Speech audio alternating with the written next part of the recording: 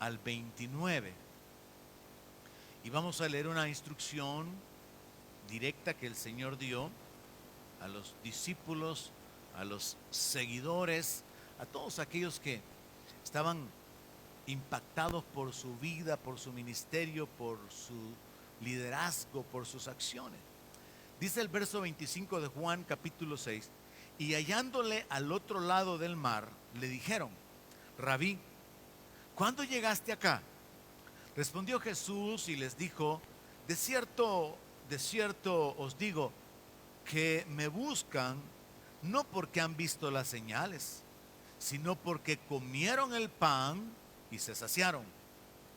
Trabajen no por la comida que perece, sino por la comida que a vida eterna permanece, la cual el Hijo del Hombre les dará. Porque a éste señaló Dios el Padre. Entonces le dijeron: ¿qué debemos hacer para poner en práctica las obras de Dios? Respondió Jesús y les dijo: esta es la obra de Dios, que crean en el que Él ha enviado. El Señor Jesús dio una instrucción bien clara y vamos a enfocarnos en esa instrucción esta mañana para poder poner en orden nuestra vida. Básicamente, Él les reprocha a esta multitud que ellos están ocupados, están afanados por la vida natural y que deberían de poner un mayor énfasis, una mayor dedicación, un mayor empeño, un mayor esfuerzo en las cosas que tienen que ver con la vida espiritual. Pero antes de entrar en detalles y hablar sobre los elementos narrados acá en el capítulo 6 de Juan, quizás a manera de ilustración me serviría el poder llamar su atención hacia el hecho de que cuando uno compra un artículo nuevo, por muy sencillo que sea, una plancha de vapor puede ser, trae un manual y lo primero que dice ese manual es: lea cuidadosamente estas instrucciones. Y por muy insignificante que sea, por muy sencillo que sea el uso de los aparatos, siempre dice ahí, ¿verdad?, que no lo vaya a conectar en condiciones de humedad, por ejemplo, que le quite algún seguro, que le quite algún sello, que lo maneje, lo utilice fuera de los niños. Usted agarra la plancha y la comienza a utilizar sin andar leyendo ningún manual porque usted ya sabe. Pero a veces agarramos cosas que son un poco más complicadas y no leemos el manual y después el asunto no funciona. Porque en la medida de lo complejo que son los aparatos, entonces es más difícil el poder usarlos adecuadamente.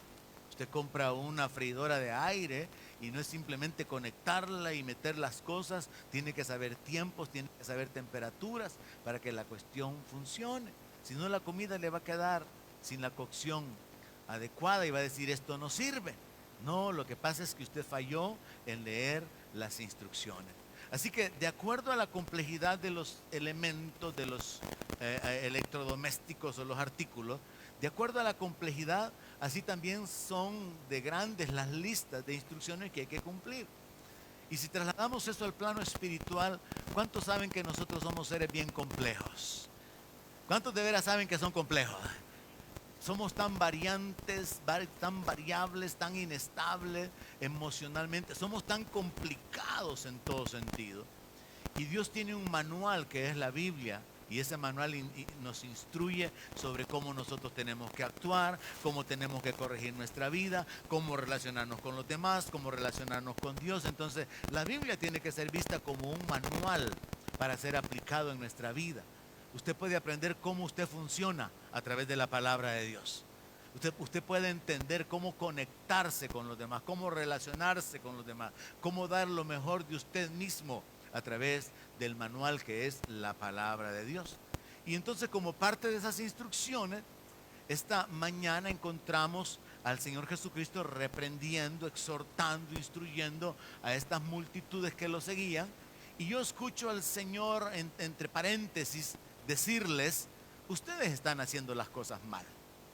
Cuando usted no ha leído el manual correctamente, por ejemplo, usted no puede ni sacarle el uso completo a un teléfono, porque no se ha dado cuenta de todas las cosas que se pueden hacer con un teléfono. Entonces uno se pierde de muchas funciones por no leer el manual. Y uno puede perderse de muchas bendiciones por no leer el manual, que es la Biblia, la palabra de Dios. Y en este manual esta mañana encontramos una instrucción. El Señor Jesús dice: Trabajen, pero no trabajen por la comida que perece, sino por la comida que a vida eterna permanece. Es una instrucción bien clara, como quien dice: ustedes están haciendo las cosas mal.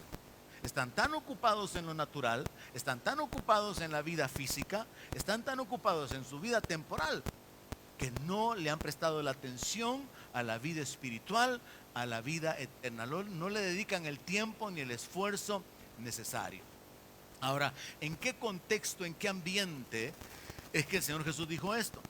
Según toda la narración del capítulo 6 de Juan, el Señor Jesucristo alimentó a 5,000 hombres.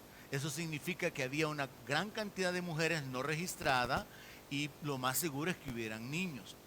Pero el registro es de que eran como 5,000 hombres los que fueron alimentados con 5 peces, con 5 panes y 2 peces, según el versículo 9 y el verso 10.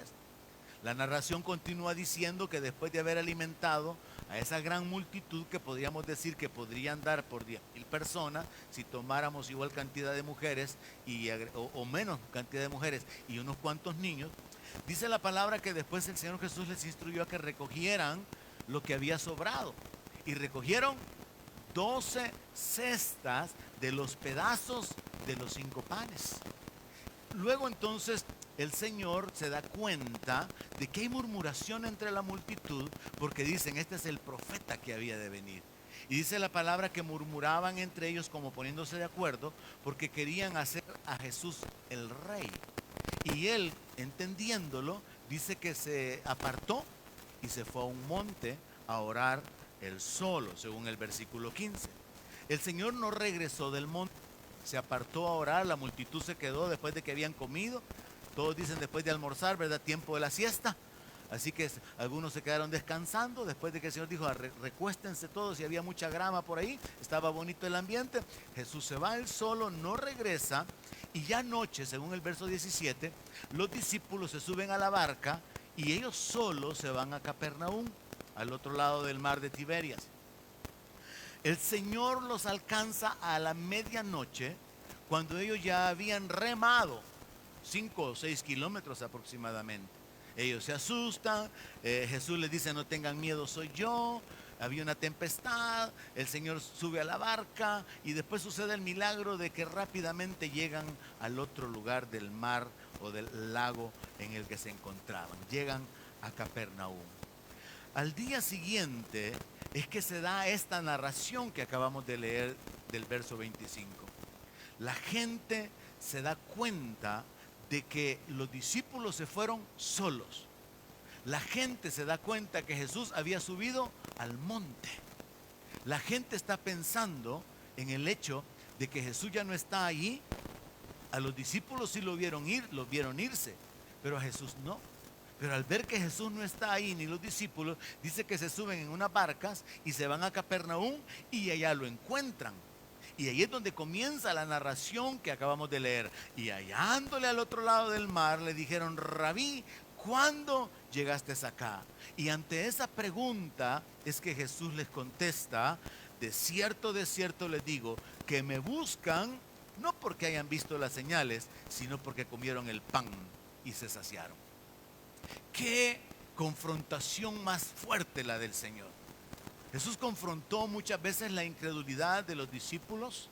Jesús reprendió la carnalidad de los discípulos, como cuando querían hacer descender fuego del cielo y que los samaritanos, la aldea de samaritanos se consumiera.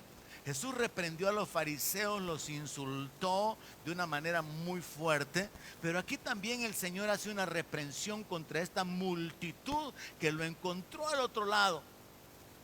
En lugar de responderles cuándo llegó, Él les dice: ustedes me andan buscando no porque han visto las señales, no porque me han reconocido como el Mesías, no porque piensan que yo soy digno de ser seguido, sino que ustedes me andan buscando por intereses terrenales, temporales. Ustedes me andan buscando porque les di de comer y se saciaron. Qué confrontación la que el Señor hace. Es como cuando el Señor Jesús, estando dormido en la barca y se levanta la tempestad, los discípulos lo despiertan y el Señor los reprende diciéndole: hombres de poca fe, les dice. Jesús reprendió muchas veces la incredulidad. Jesús reprendió la desobediencia. Jesús reprendió las actitudes del corazón de la gente. Y en este caso, Él, habiendo hecho un milagro de multiplicar los peces y los panes, de haber alimentado a esta gran multitud, Él confronta a esta gente diciéndole: ustedes me están siguiendo, ustedes me están buscando, no porque quieran reconocerme como Señor, sino que porque les di de comer. Y esto nos lleva al primer elemento en el cual tenemos que meditar, y es este: ¿por qué nosotros buscamos al Señor? ¿Tenemos motivaciones o intereses temporales o intereses naturales? Muchas veces la gente quiere buscar a Dios solamente cuando hay problemas, porque quieren un milagro de sanidad, porque quieren un milagro de provisión. Hay deudas, hay angustia, hay una situación de hijos, hay una cuestión legal, y entonces a buscar a Dios para que Dios obre el milagro en el área natural. O podríamos actuar correctamente, y es buscar al Señor con las motivaciones espirituales. Es decir, para tener comunión con Él, para poder adorarle, reconociendo su dignidad, reconociendo que Él es el Señor. Incluso como iglesia y como creyentes hay muchos cristianos que en el momento de la prueba o del problema sí buscan a Dios.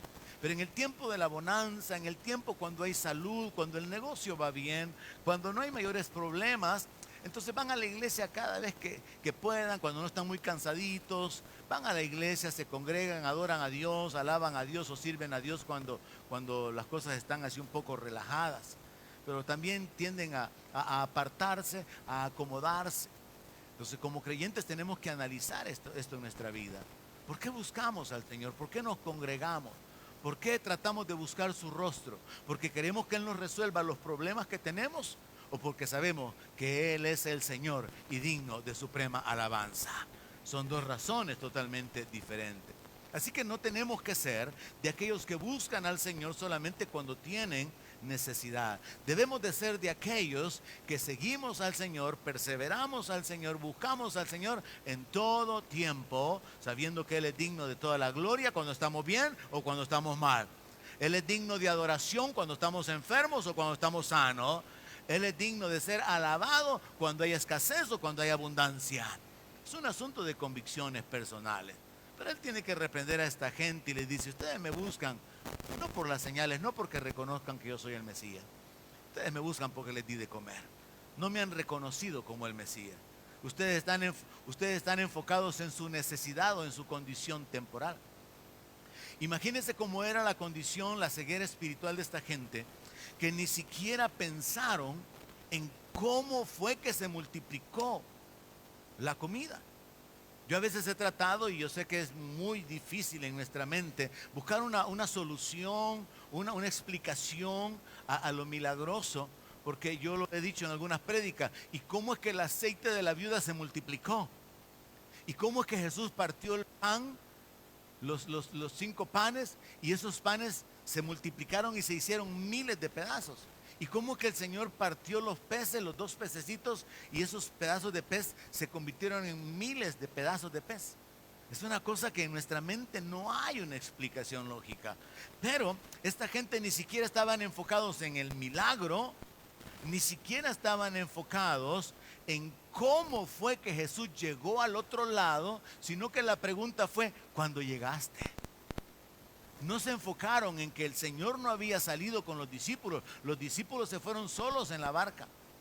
No se enfocaron en que Jesús había hecho 2 milagros: el milagro de la alimentación de estas personas y el milagro de caminar sobre el agua o llegar al otro lado de una manera sobrenatural.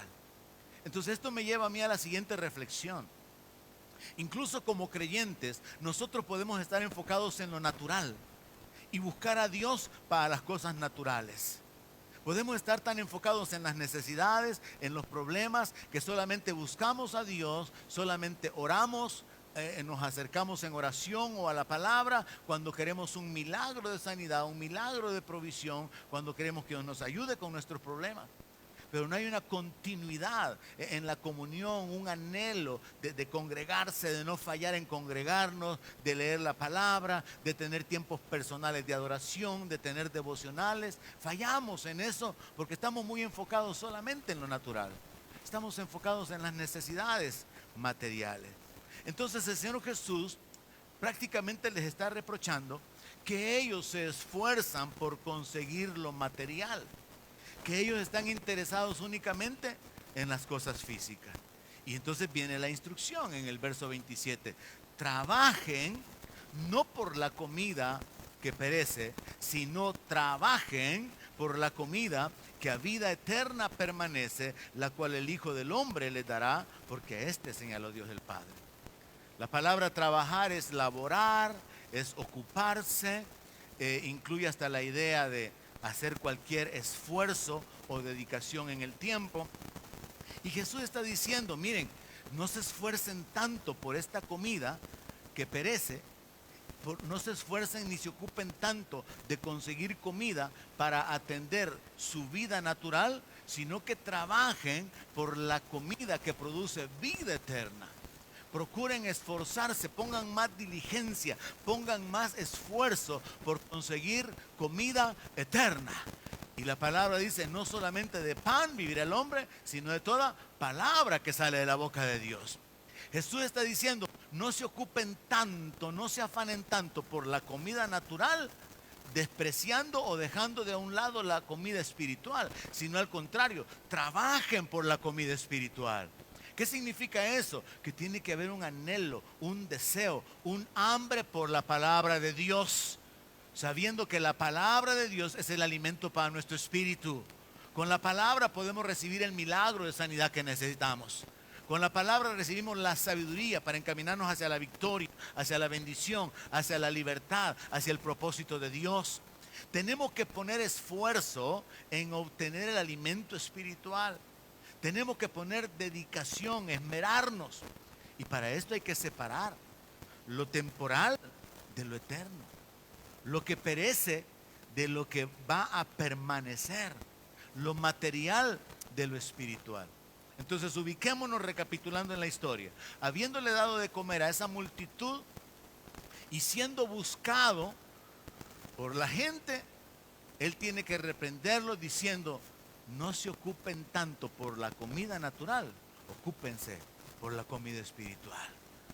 No se afanen tanto por aquello que les alimenta para su vida temporal que se va a terminar. Afánense por adquirir el alimento espiritual que el Hijo del Hombre le va a dar.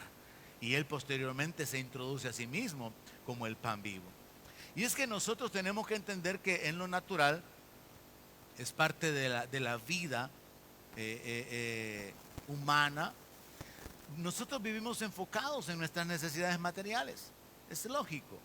En Proverbios capítulo 16, verso 26, Proverbios 16, 26, dice, el alma del que trabaja, trabaja para sí, porque su boca le estimula.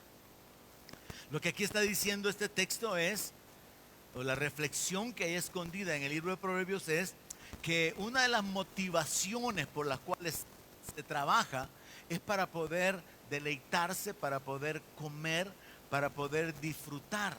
Y el libro de Eclesiastés habla de que ese es el bien que todo hombre puede tener por causa de su trabajo. Que coma y que beba y que disfrute de la vida, disfrute de todo el beneficio por todo su trabajo con el que se afana debajo del sol. Yo recuerdo cuando estaba pequeño que yo quería comer más pastel, pero no alcanzaba para más. Entonces yo me prometí a mí mismo que cuando yo estuviera grande me iba a comprar un pastel para mí solito. Y ahora muchos de ustedes son testigos que cuando hay pastel no quiero pastel porque ya comí mucho pastel. Me deleité demasiado en el pastel. Así que ahora, aunque haya pastel y tenemos, por ejemplo, en mi cumpleaños en este año, ha sido el cumpleaños que más me han celebrado. Creo que fueron como 14 pasteles que recibí por todos lados. Pero el punto es, volviendo a Proverbios, el alma del que trabaja, trabaja para sí porque su boca lo estimula. Estamos enfocados en lo natural y qué bueno es tener ese deseo inculcar en los hijos el valor por las cosas. Trabaje, hijo, para que pueda comprar lo que usted quiera. Esfuércese, estudie, prepárese para que usted vaya hacia adelante y tenga la satisfacción de que usted tiene las cosas que a usted le cuestan. Entonces el proverbio nos habla de esa vida natural, de trabajar estimulados por la boca, impulsados, inspirados en nuestros deseos. Así que uno puede vivir pensando, ¿verdad? Al rato, paréntesis, sin cobrar por la propaganda, al rato vamos a ir a la pizzería La Clásica, que está por aquí cerquita, que dicen que es la número 9 en todo el mundo, y dicen que está sabrosísima, y que hay una bien alta, y que hay una crispy, y uno puede decir, bueno, ya voy a comenzar a ahorrar para poder ir a comerme la pizza que estoy deseando. Porque uno puede como proyectarse y pensar en el deleite que es el fruto del trabajo o del esfuerzo que nosotros realizamos. Pero el problema es que aunque eso es lógico, comprensible o natural, vivimos afanados por lo material. En Mateo capítulo 6, verso 25, encontramos una instrucción que está conectada con el pasaje de ahora, donde el Señor Jesucristo, repitiendo la instrucción con otras palabras, Él dijo: por tanto les digo, no se afanen por su vida, qué van a comer, qué van a beber, ni se afanen por su cuerpo, qué es lo que van a vestir. ¿No es la vida más que el alimento y el cuerpo más que el vestido? Y en el verso 33 el Señor dice: busquen primeramente el reino de Dios y su justicia, y todas estas cosas les serán añadidas. Entonces conectemos los dos versos. De donde venimos en Juan, Él dice: trabajen no por la comida perecedera, trabajen por la comida espiritual, trabajen por la comida que pertenece o permanece en la vida eterna. Y luego acá dice: no se afanen por la comida, por el vestido, por la bebida. Busquen primeramente el reino de Dios y su justicia, y estas cosas les van a ser añadidas. Solo este texto puede cambiar radicalmente nuestra existencia. Porque Jesús no está diciendo que busquemos solamente el reino. El verso 33 dice: busquen primeramente. Hay muchos creyentes que buscan primero la estabilidad económica, buscan su descanso, buscan su comodidad y después buscan el reino. Y entonces el Señor puede decir, al igual que como se lo dijo a esta gente que trabajaban por la comida que perece, puede decirle: están haciendo malas cosas. Le han dado vuelta al orden de las prioridades, han invertido el orden, la manera de hacer las cosas. Encontramos aquí que la instrucción del Señor es: trabajen por lo eterno. Hagan un esfuerzo espiritual, hagan un esfuerzo mental, hagan un esfuerzo físico para poder obtener el pan de vida, para poder recibir la palabra, para poder mantenerse en comunión, por mantener su salud espiritual. Nosotros caemos a menudo en ese error, en ese desbalance de que nos enfocamos más en nuestro cuerpo, nos enfocamos más en el alimento y en el vestido físico que en el alimento espiritual. Y por eso es que tenemos muchos creyentes inestables, creyentes que han pasado años y siguen siendo niños, pudiendo o debiendo comer carne, todavía necesitan leche, porque siguen siendo tan faltos de compromiso, de entrega, porque no les ha amanecido. No han entendido que si buscaran primeramente el reino, las añadiduras van a ser agregadas a su vida. Y entonces están haciendo las cosas mal. Están esforzándose, están gastándose, están afanándose, están rebuscándose. Y la palabra de Dios dice que todo es en vano si Jehová no edificare ni guardare. En vano vela la guardia si Jehová no está involucrado. Entonces es un asunto de poner en orden las prioridades.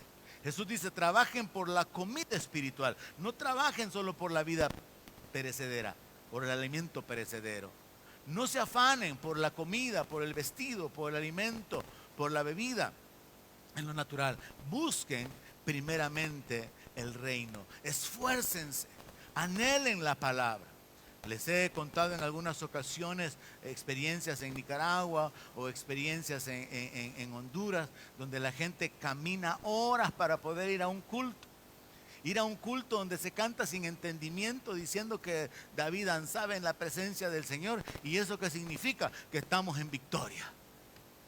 Y la gente va y camina por estar en esa reunión. Hay una devoción, hay una entrega, hay un esfuerzo. No existe el entendimiento, la revelación de la palabra, pero existe la pasión y la dedicación de esta gente por participar en reuniones donde no hay mayor edificación espiritual, pero tienen anhelo, tienen hambre, quieren ir a escuchar la palabra. Y nosotros, con la comodidad de tener carro como algunos, no vienen a la iglesia, porque están muy cansaditos, porque mucho trabajan. ¿Y hasta cuándo va a seguir usted afanado? ¿Hasta cuándo usted va a seguir buscando primeramente las riquezas del mundo? ¿Hasta cuándo usted va a seguir afanándose por suplir las necesidades temporales? ¿Hasta cuándo usted va a seguir cargado, preocupado por todo lo natural, yendo en contra de la instrucción del Señor, que dice que las cosas que nosotros necesitamos nos van a ser añadidas si buscamos primeramente el reino? Y buscar el reino de Dios tiene que ver con nuestra comunión con Dios, tiene que ver con esa vida de dependencia, de alabanza, de adoración, de gratitud, de llenarnos del conocimiento de la palabra, ir siendo transformados, ir siendo cambiados a través de la obediencia de la palabra, mantenernos en esa relación, en esa comunión con Dios, porque la palabra de Dios es el alimento para nuestro espíritu. Y nuestra comunión con Dios, nuestra comunión y dependencia de Dios por medio de su Espíritu Santo es lo que nos fortalece, lo que nos vivifica. En el verso 35, el Señor Jesús termina revelándose diciendo: yo soy el pan de vida, el que a mí viene nunca tendrá hambre. Nuestro mayor esfuerzo siempre debería de ser por conseguir las cosas espirituales. Amén.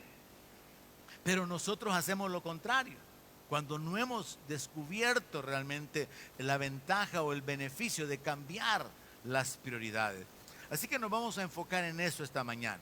En el Salmo 35, en el versículo 27, está escrito lo siguiente: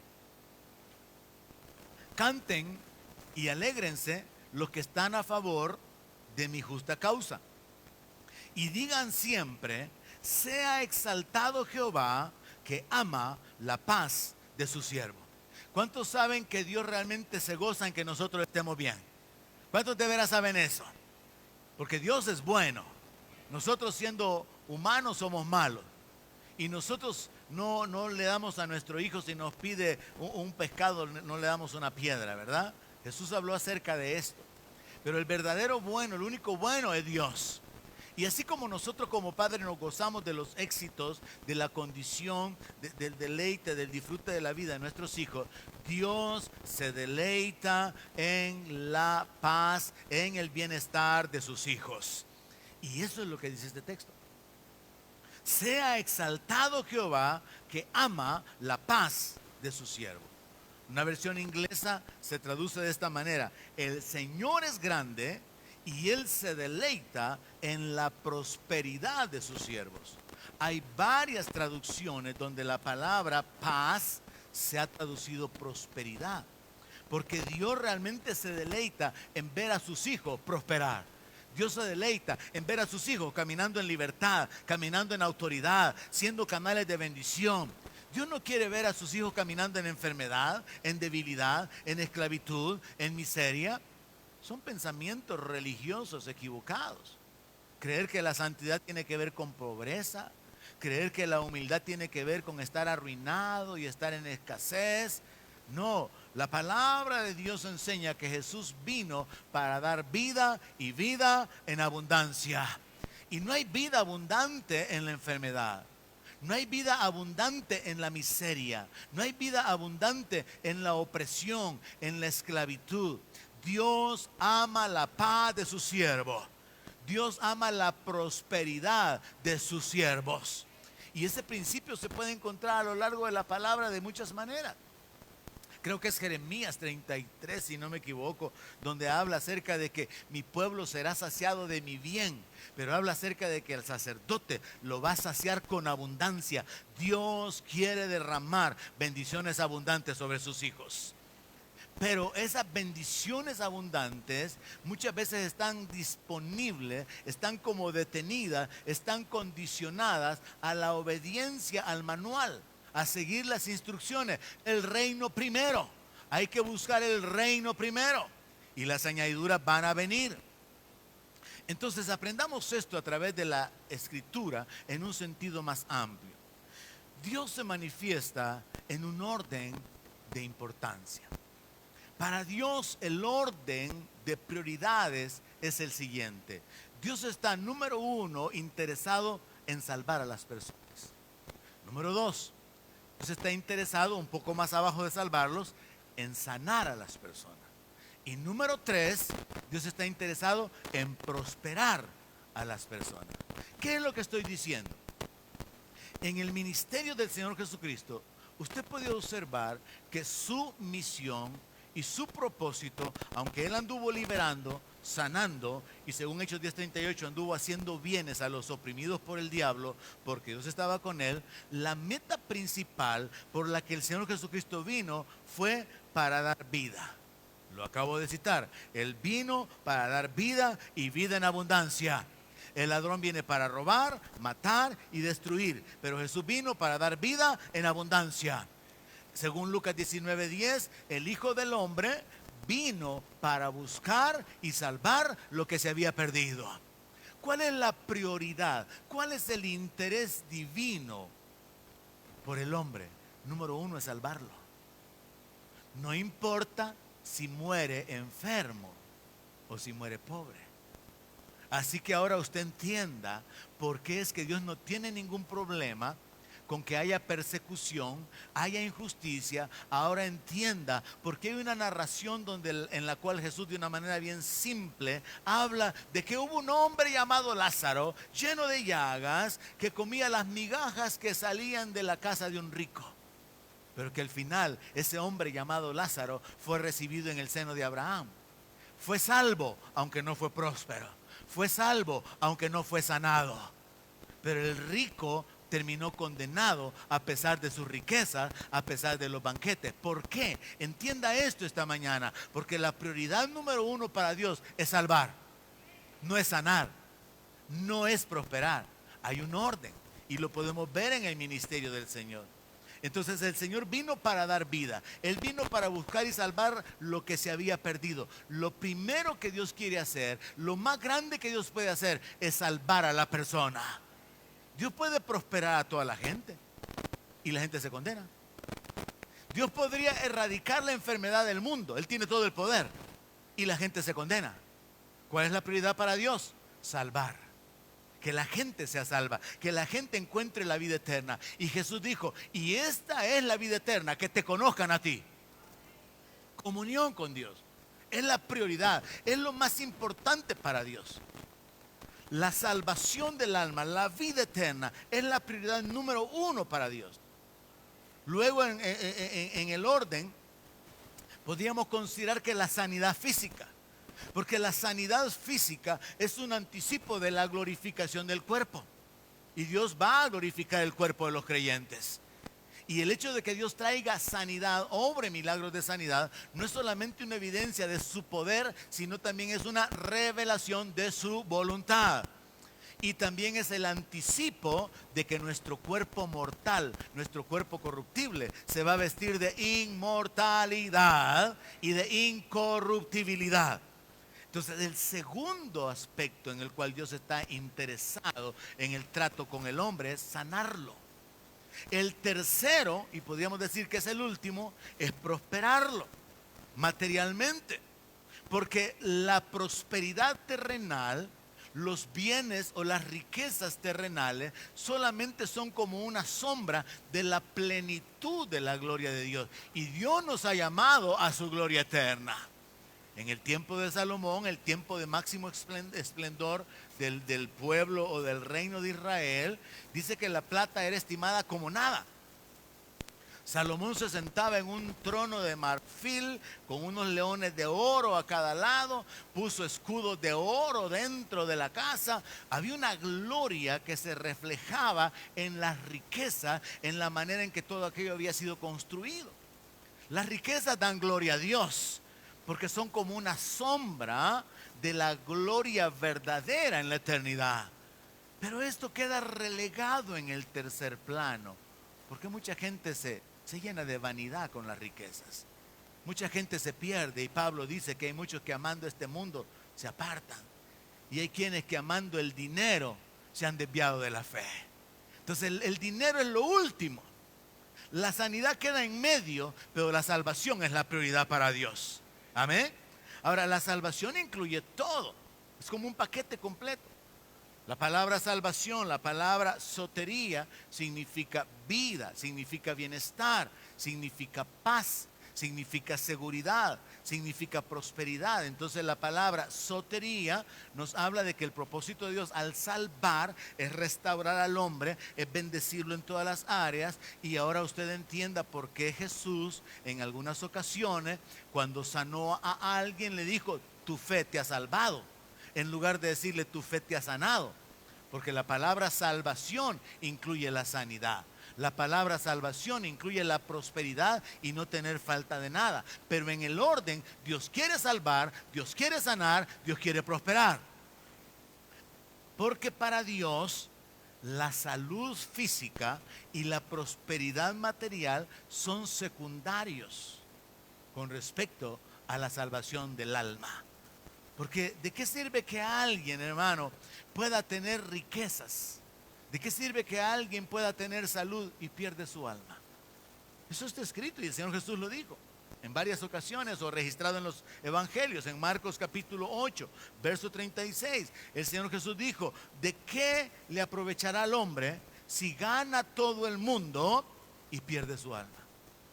Imagínese usted que la gente, que al igual que estas multitudes buscaban a Jesús porque les dio de comer, la gente viniera a las iglesias y los milagros de sanidad se dieran los milagros de sanidad y la gente se va. Que los milagros de prosperidad, provisión se dieran, pero abundantemente, de una manera que nos quedáramos hasta sorprendidos. Cuántos milagros de sanidad, cuántos milagros de prosperidad, Dios sacando de la deuda, Dios proveyendo, abriendo caminos, bendiciendo con negocios, haciendo que la gente prospere materialmente, haciendo que la gente viva sana y que la gente sea libre de todos los sufrimientos que han tenido por años, pero no son salvos. Dios está interesado en la salvación, porque usted puede ser salvo y morirse enfermo. Usted puede ser salvo y morirse pobre. Pero su alma ha sido alcanzada, y en la gloria no hay pobreza ni hay enfermedad. En la gloria no hay necesidad, porque como dijo aquel, en el cielo no hay hospital. Entonces, el asunto es entender, o sea que las prioridades para Dios son la salvación, la sanidad y la prosperidad. Pero ¿qué es lo que sucede en este trastorno mental? Que el ser humano tiene los intereses en un orden equivocado. ¿Qué es lo que le interesa al hombre? La prosperidad, después la sanidad y de último la salvación. Pero es que algunos no vienen ni el domingo ni entre semana. Están tan ocupados que la salvación es lo último. Sí, lo que les interesa es el billete. Sí, por usted lo estoy diciendo. Entonces, tienen un orden atravesado. Dios quiere salvar, sanar y prosperar. Pero el ser humano quiere ser próspero, tener salud y ser salvo. Y dejan de último su vida espiritual. Dejan de último su comunión con Dios.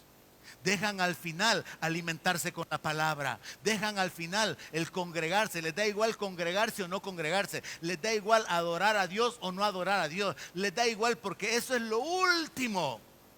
Lo que les interesa es su condición física, su condición material, su bienestar en lo natural.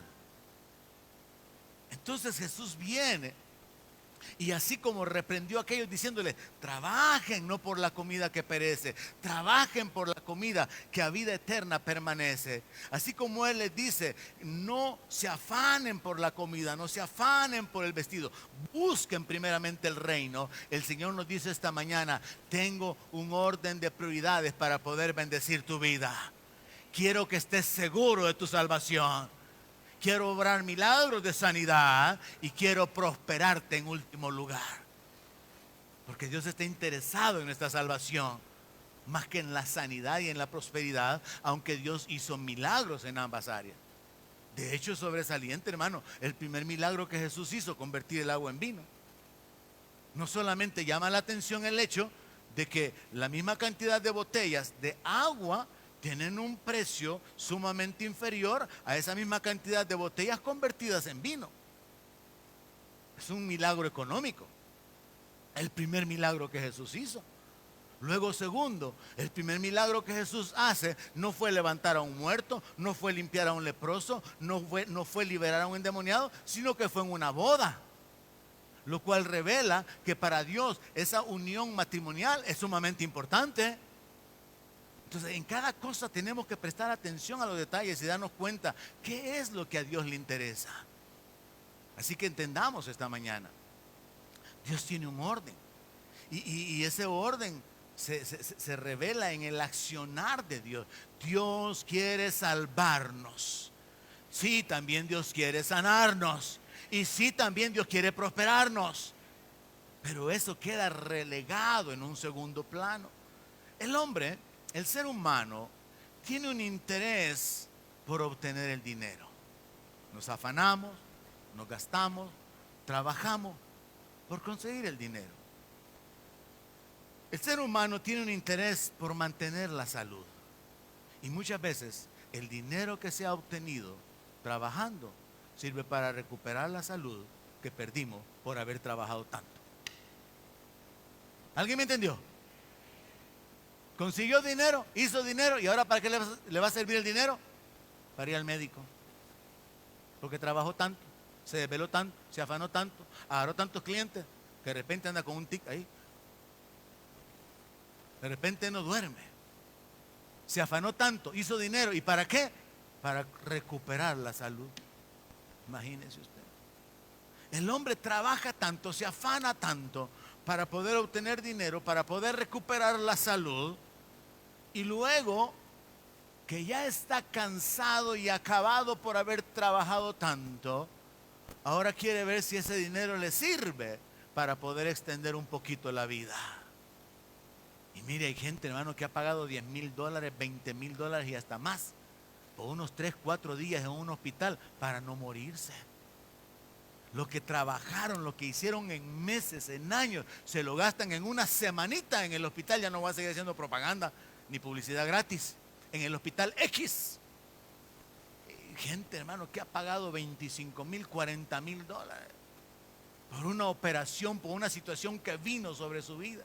Entonces se afanaron por el dinero, perdieron la salud y después tuvieron que ocupar el dinero para tratar de recuperar la salud, y después se gastaron el dinero para poder tener vida, cuando Jesús dijo: yo vine para que tengan vida y la tengan en abundancia. Pero como tenemos el orden de prioridades atravesado, estamos más interesados en comprar cosas. Y nos sucede como dice la alabanza del hermano Julio Iglesias: me olvidé de vivir. Me olvidé de vivir. Estamos tan interesados en comprar cosas, en adquirir cosas, que nos perdemos la esencia de la existencia. Como decía el domingo pasado, qué rico es tomarse una tacita de café en un día que está cayendo la lluvia y usted ve las gotas caer, bien feliz con una tacita de café. Ay, hermano, las cosas más sencillas de la vida son las que dan más felicidad. Las cosas más sencillas de la vida nos permiten disfrutar la existencia, reconociendo que Dios da a su amado el sueño, que Dios da una paz que sobrepasa todo entendimiento, que Dios nos viste con un manto de justicia, que el gozo del Señor es nuestra fortaleza, cosa que usted no puede comprar con dinero.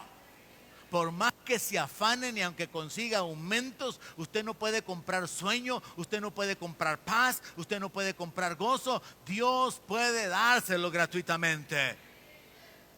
Entonces el asunto es entender que si nosotros hemos tenido las prioridades atravesadas y estamos buscando el reino de último, estamos buscando la salud y estamos buscando la prosperidad, en lugar de buscar la comunión con Dios, en lugar de buscar la vida espiritual, hoy démosle vuelta a las cosas. Porque en el orden tergiversado no vamos a recibir lo que Dios tiene en su propósito para nosotros. Analicémoslo de esta manera, mire. ¿Qué fue lo primero que Adán recibió? Vámonos al jardín. Adán recibió vida, soplo de vida, recibió la existencia. Y Dios vio cuando había creado todas las cosas que todo era bueno. Yo me imagino a Adán de un porte, hermano, de una elegancia, con un físico, que nosotros solamente somos una sombra mal hecha, hermano. Yo me imagino a Eva, una mujer hermosa, con un porte, con una elegancia, porque Dios vio que todo era bueno y bueno en gran manera.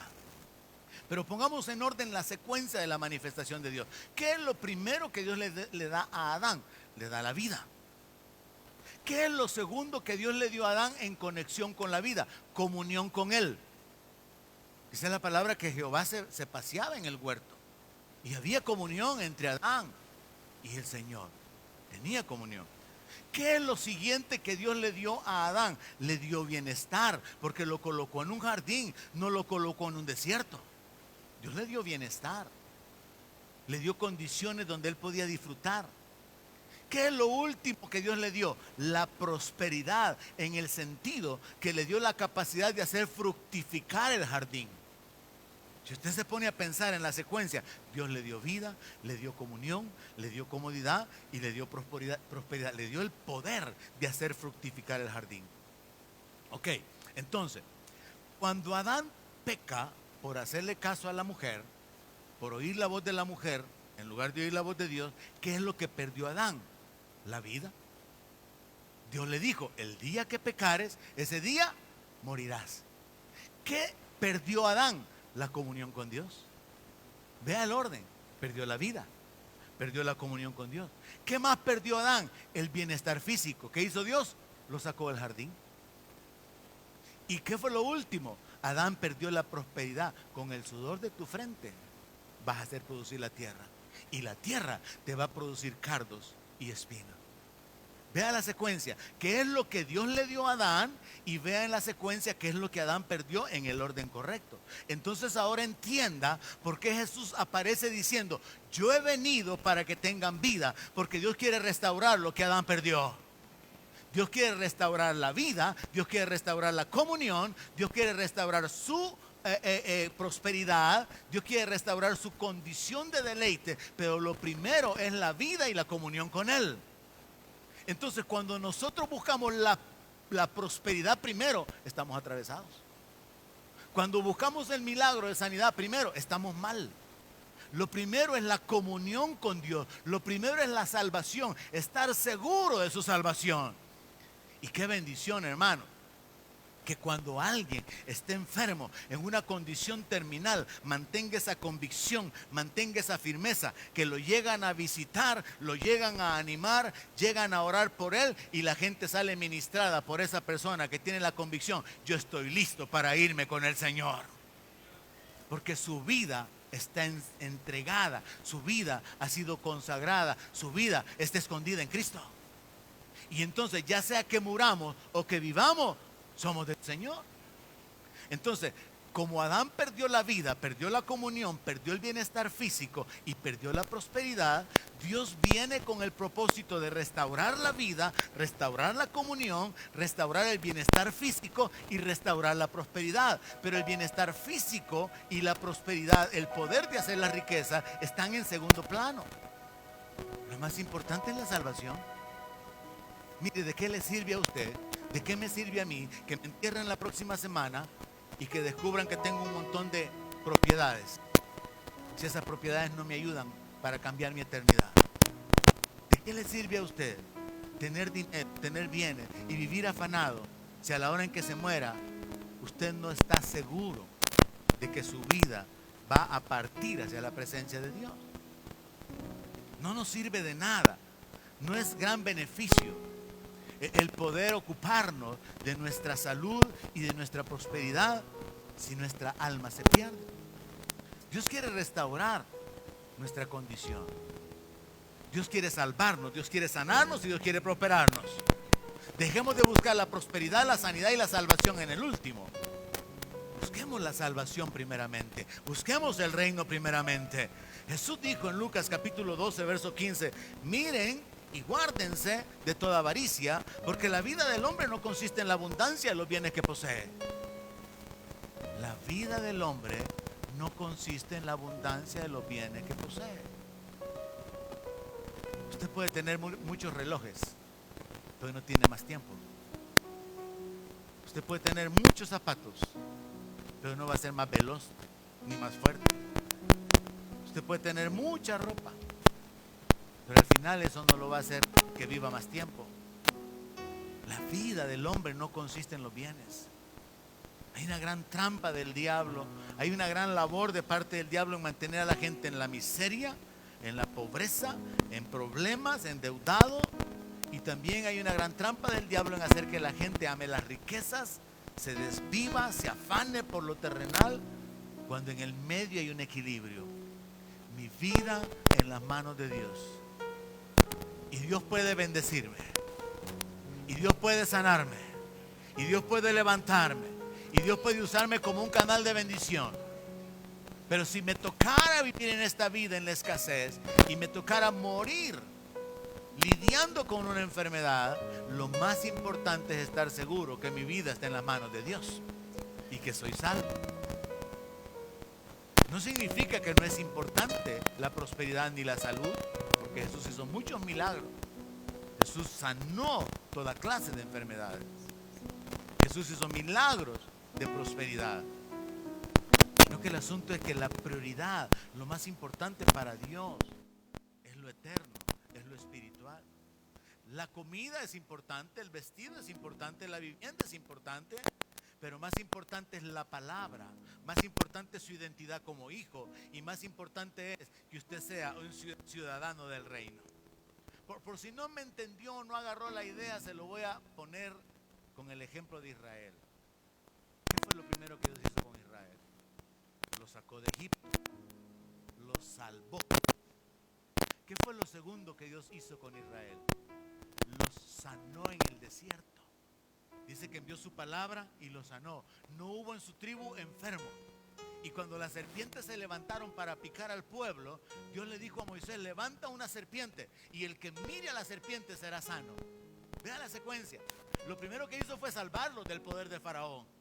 Lo segundo que hizo fue sanarlos. ¿Y qué fue lo tercero que hizo? Prosperarlos. Cuando llegó el reino a consolidarse en el tiempo de Salomón, Dios mostró su grandeza. Dios mostró su gloria en la casa que le construyeron, que hasta la reina de Sabá vino para poder ver que todo lo que se decía Salomón era cierto. Grande riqueza, gran gloria. Y si usted lee los detalles, se habla acerca hasta de las vestiduras de los servidores, de los criados, los utensilios que tenían. Todo era algo que glorificaba a Dios. Entonces vea, Dios salva a los judíos de Egipto. Dios sana a los judíos en el desierto. Y Dios prospera a los judíos en el reino. Esta mañana yo quiero decirlo. Dios quiere salvarlo. Dios quiere sanarlo. Y Dios quiere prosperarlo. Pero deje de hacer las cosas a su manera. Queriendo prosperar, queriendo ser sanado y descuidando su salvación. Porque puede hacer que logre a prosperar y va a perder la salud. O puede hacer, y yo conozco casos de personas que aún recibieron milagros de sanidad y al igual que los 9 leprosos que no volvieron, se alejaron del Señor. ¿De qué sirve que fueran limpiados de su lepra si no fueron salvos? ¿Me doy a entender, iglesia? Gente ha sido sanada y no fueron salvos. Gente ha sido prosperada y no fueron salvos. Dios está interesado en la salvación. Jesús es el Hijo del Hombre.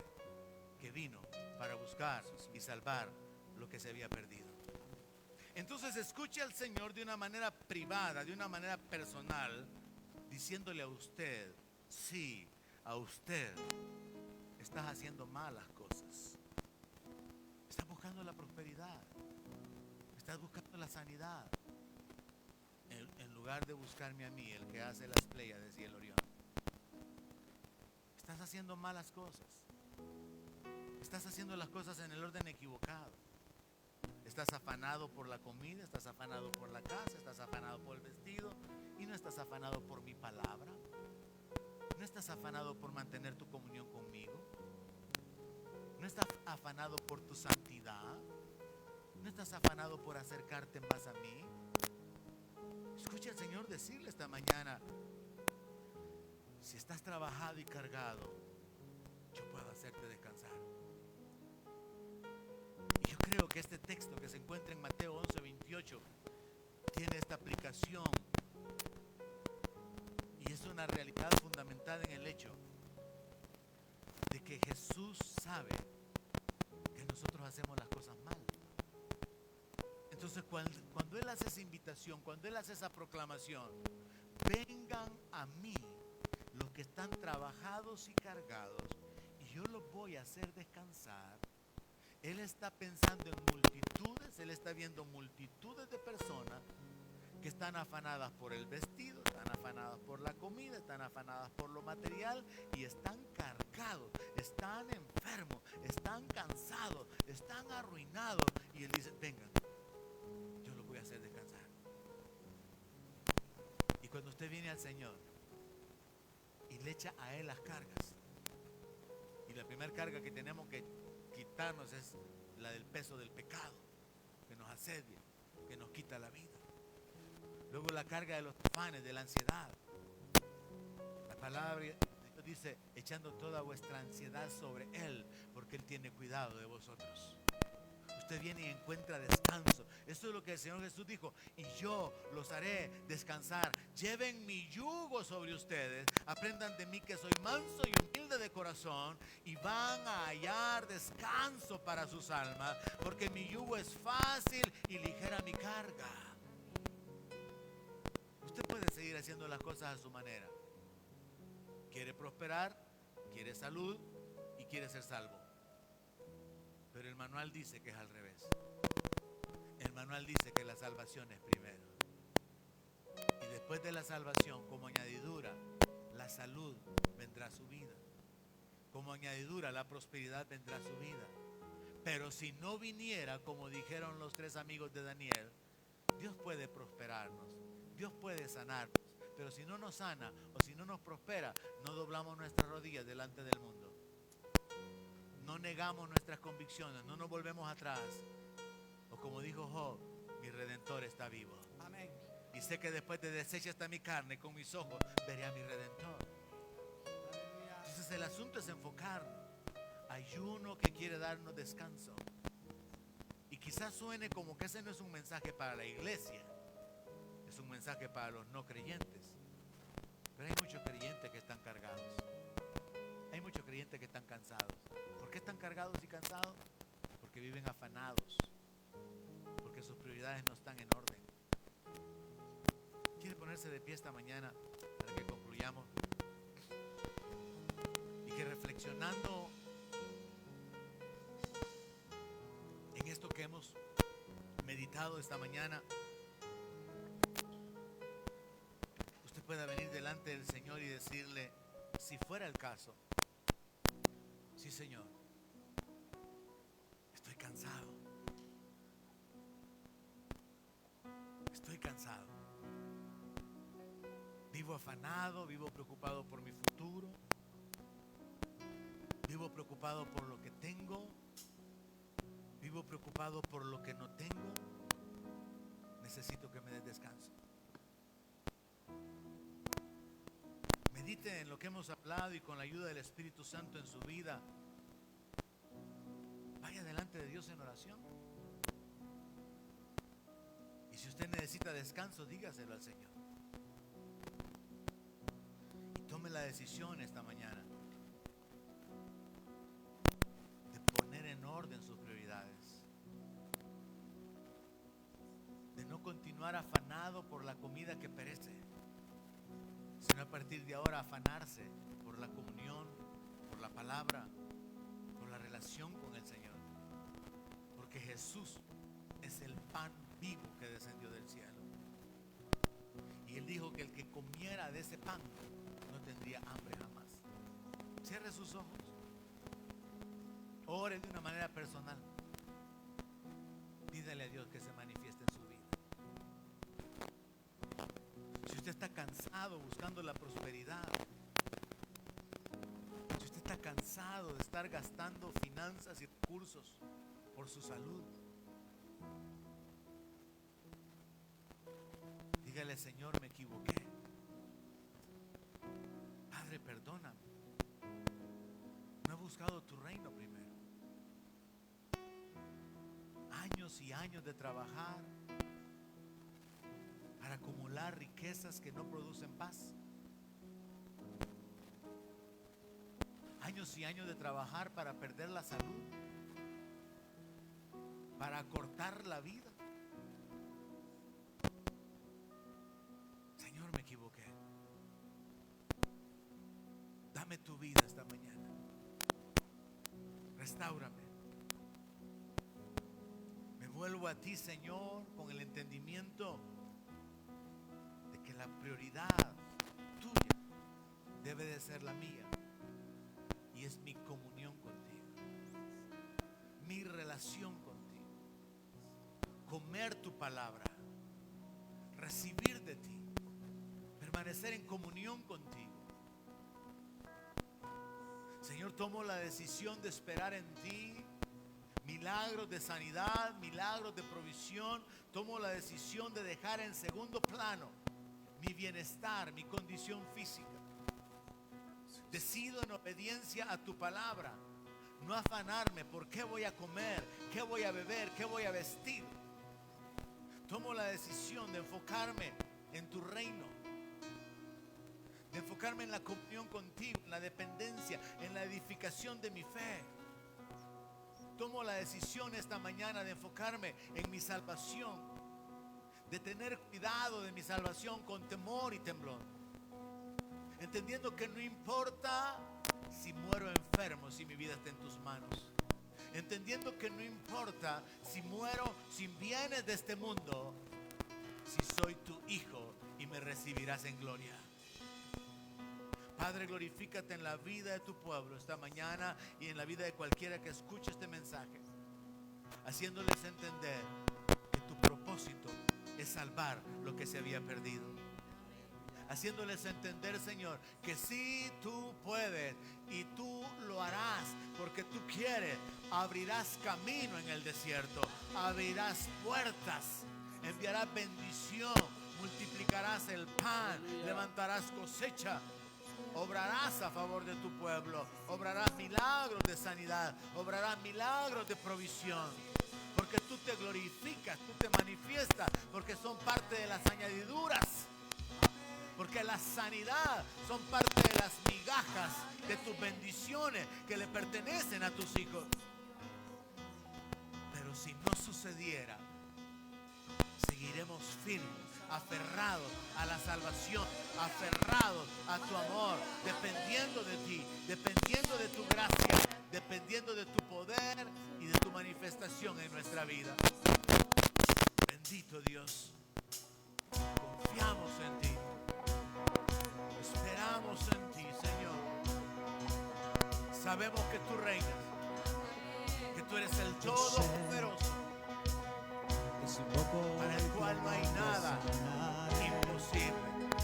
Que llamaste a Lázaro Bendito Rey. otra vez, Aleluya. porque sé que en tu nombre hay poder. Sí, Señor. Yo sé